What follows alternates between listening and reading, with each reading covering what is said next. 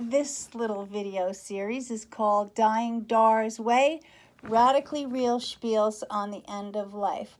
I'm here today with my friend Jane Milrod, and we are just catching me on the eve of my nosedive with neuromuscular function. We have now dubbed me a neuron moron because there's almost no connection anymore between what's going on with my hands and what's going on with my brains. And actually, Jane could probably even explain a little bit, because she works with ADD, ADHD children, that when these capacities go down, they can nosedive. I mean, it is freaky how quickly I can't stop being able to function. Just say something intelligent. Here's what we were saying, is that Dor knew exactly what she wanted to do to set up the video, and her finger was just going like this so slowly and not able to make that leap, that move from one section to the other. Your mind, you knew, your eyes were going to the right location. And yet your finger couldn't go. It couldn't go there. Yet you were able to distinguish between corroborate and collaborate. Right. And I still have vocabulary. Right. So I can, like, for example, I can use the voice activation. Yeah. But I can't say an intelligent sentence. I just sort of have to wait for it to arrive on my radar screen, and if I'm lucky that day, I'm lucky that day. So anyway, I'm feeling very vulnerable right now because it's really so idiotic to function in a body that's actually had a pretty good brain for 64 years. Mm-hmm. And I am watching this thing go south. So anyway, as I said yesterday, I am the wrong one to put in charge of the camera, but I'm still the best we got. So I'm going to do that. But the reason that Jane is in bed with me today is that my friends have so thoroughly rallied around me, and they are giving me the opportunity to still feel like an effective human being, even if I'm seriously challenged in this regard. And I want you to know that we started out our little interview process saying that Jane has my full permission to say when you're dead, because I know some people are so caught up in being politically correct, or trying to not hurt me, or pretend like they can't see that I can't wet my whistle anymore, because the morphine is so drying. And I want you to know I have deep appreciation for people who are addicted to opiates, or in my case, actually need them, because you would slit your wrists if you had to go through this pain without that help. Is it okay if I tell them a little bit about the precursor to our... Yeah. Oh, we love science. We are scientists around here. So, interestingly, your part in our conversation was around vulnerability. And what it means to have things that are hard for you to do. But we've converted this to another level, which is that of appreciation. So we had our original goal, and now we've moved to appreciation. Yeah.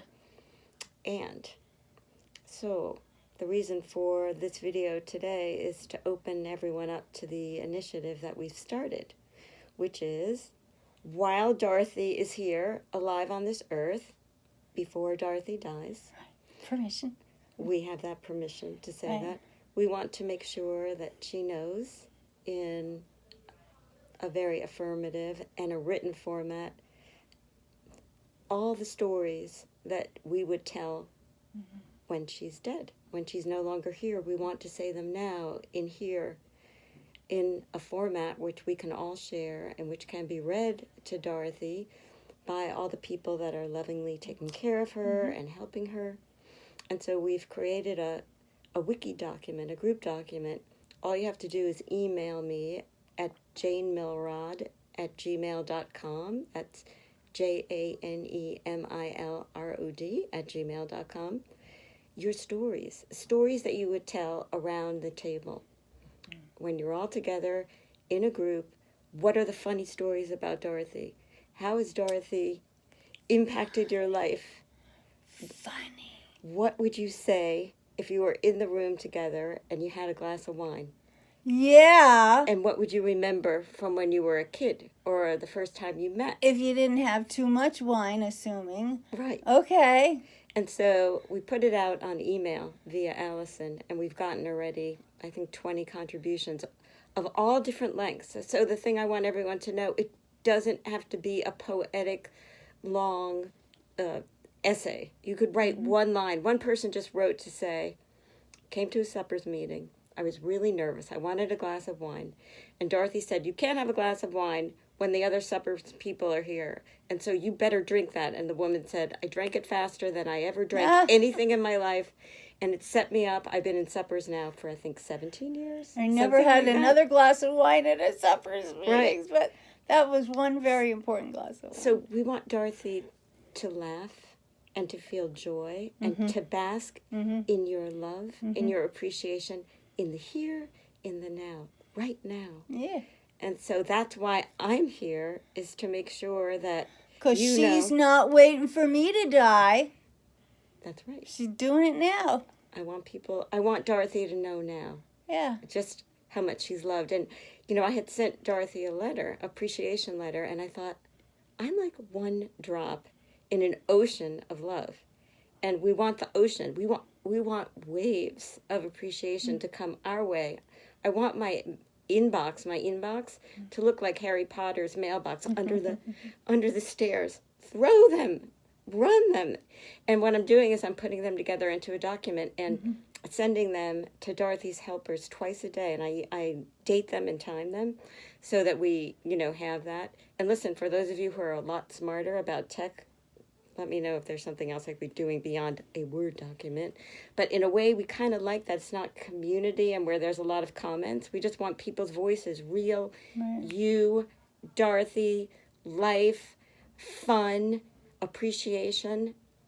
That's why we're making this video. Okay. Because in Dora's way of dying, Dora has taught us so much, right?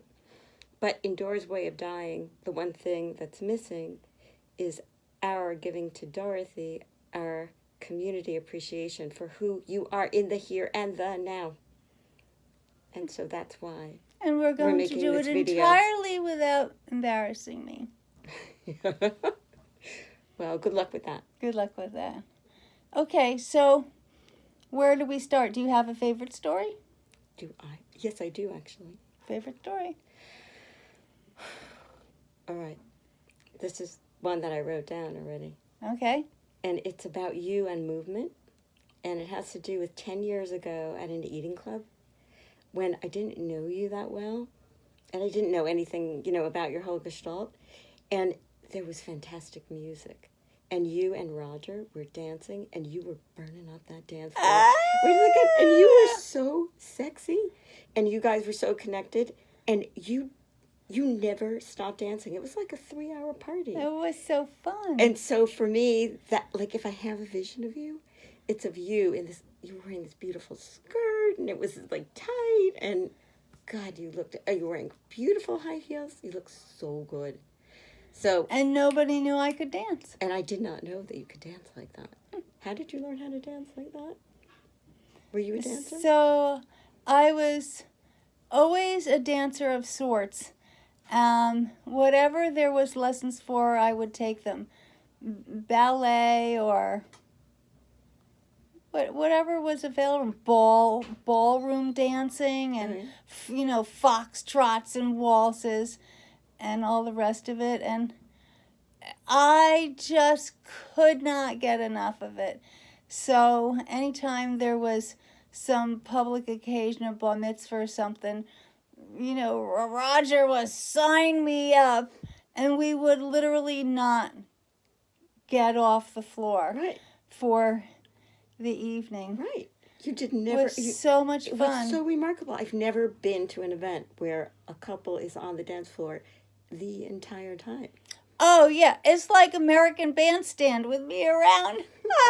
Remember American Bandstand? I would just take over, and I liked all eras. I liked the swing stuff and, yeah, Benny Goodman. I mean, any of it. If it has 3 or 4 beats, I could dance to it. Thank you for remembering that. She remembered that. So this is, you never know what someone thinks of you, what they remember You never know who your neighbors are. And so that is the point. We want your memories. Please send them. JaneMilrod@gmail.com. All right. All right. And I'm going to say some of the best videos who have come from people who have said, I have a request.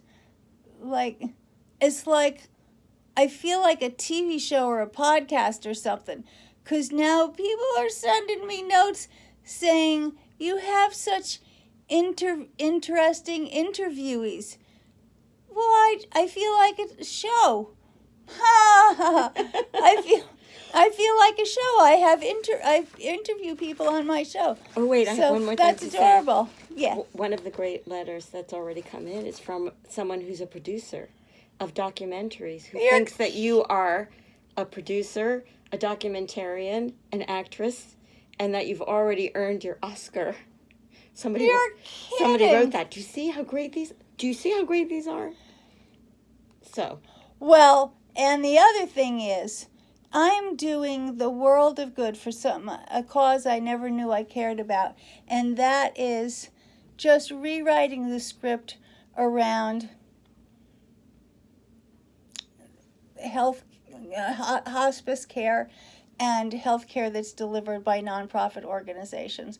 Because I can tell you, these people are getting a bum rap in the nonprofit hospice world.